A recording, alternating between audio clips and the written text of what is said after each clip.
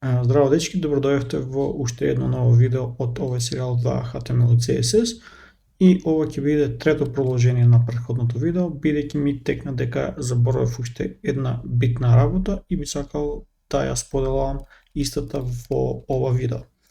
Како што може да забележите од насловот на видеото, се работи за нешто што се вика Collapsing Margins. Па да видиме за што се работи.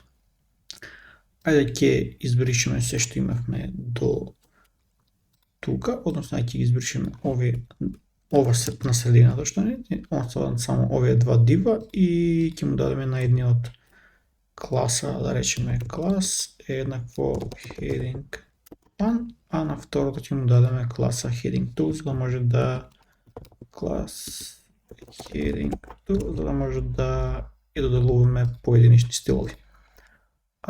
Ова нека стои, ова нека стои, тоа нека стои, ова ние вишок ќе го избришеме. И значи имаме нешто вакво. Ајде со помош на клас селектор да ги селектираме поединечно овие двете класи. Значи први велиме heading 1 и другото се викаше heading 2.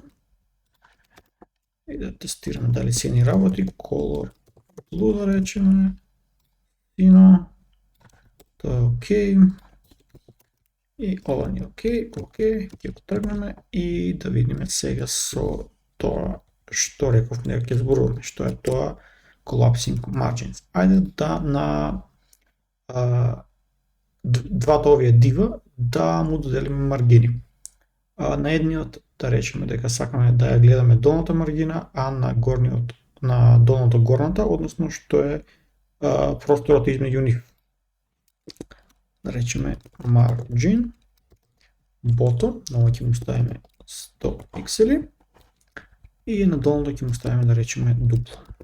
Margin, меѓутоа во овој случај margin top, значи на горното му ставаме margin од долната страна, едно по едно видно како тоа.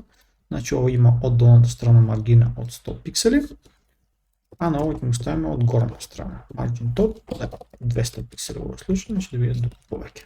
И гледате име голем простор. Значи по претпоставка треба да е тој простор 300 пиксели. Меѓутоа да видиме док избришеме ова и по претпоставка овој простор треба да се намали. Меѓутоа како што гледате тоа не е случај. Кога ја тргнам оваа маргина, скоро ќе тргнеме и како што гледате резултатот не е ист. Тоа е бидејќи маргината помеѓу овие два елементи е таа поголема, значи има прекупување на маргината. Во овој случај, значи имаме на долното елемент горната, на горниот долната, CSS во позадина ќе спореди која маргина е поголема и таа ќе ни ја назначи. Па да одиме во Developer Tools,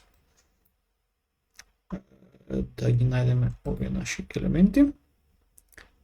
И како што гледате со жолто овдека ни се селектира маргина. Док одим на овој елемент, гледате таа е до тука некаде, а на горниот елемент док подиме таа е скроз до горе. Значи оваа што е долната маргина,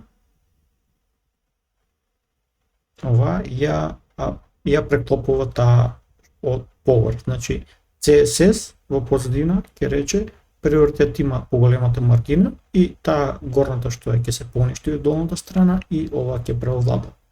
Доколку ова го намаливме да речеме на 50 пиксели, значи сега долната овдека да биде помала. Грешно имплементачував овој. Сега горната маргина ќе има приоритет и како што гледате, значи горната ни е проширена до долу, а долната ни е некаде овдека до средина.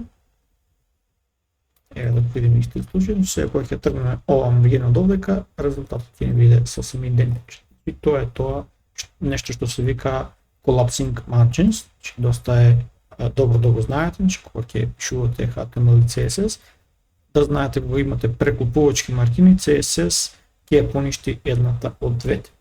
Па дечки, мислам дека тоа било тоа за ова видео. Уште еднаш, доколку немате кликнете на subscribe, кликнете на subscribe на мојот канал за да ги следите сите идни видеа. Исто така, доколку ви се допаѓа видеото, кликнете лайк и се гледаме во некој наредно видео. Поздрав!